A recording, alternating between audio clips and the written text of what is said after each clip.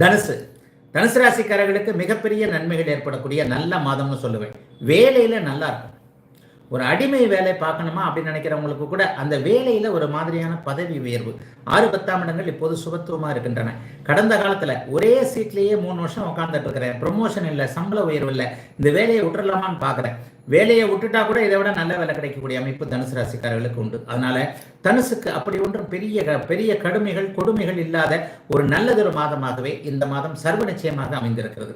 இன்னொன்னையும் பார்த்தீங்கன்னா, எல்லா இடத்திலையும் 10ஆம் இடம் அதிக சுபத்துவமாக இருக்கிறது.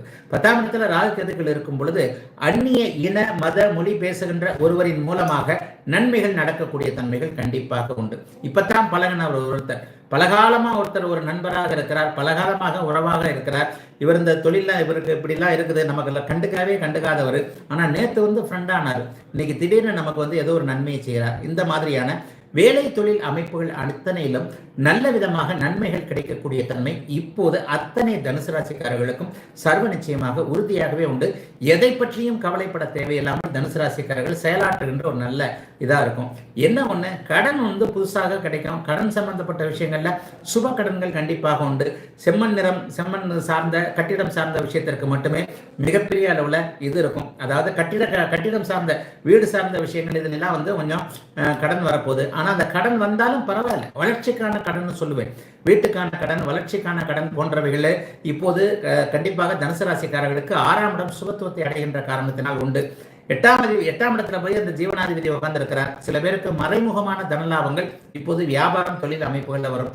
கடந்த காலத்துல எங்கேயாவது ஒரு இடத்துல பணத்தை விட்டுட்டு அதை வாங்க முடியாம வசூல் பண்ண முடியாம இருக்கிறவர்களுக்கு இப்போது அந்த பணத்தை வாங்கக்கூடிய வசூல் செய்யக்கூடிய அனைத்து திறமைகளும் உண்டாகக்கூடிய நல்லதொரு மாதமாகவே இந்த மாதம் சொல்லலாம்.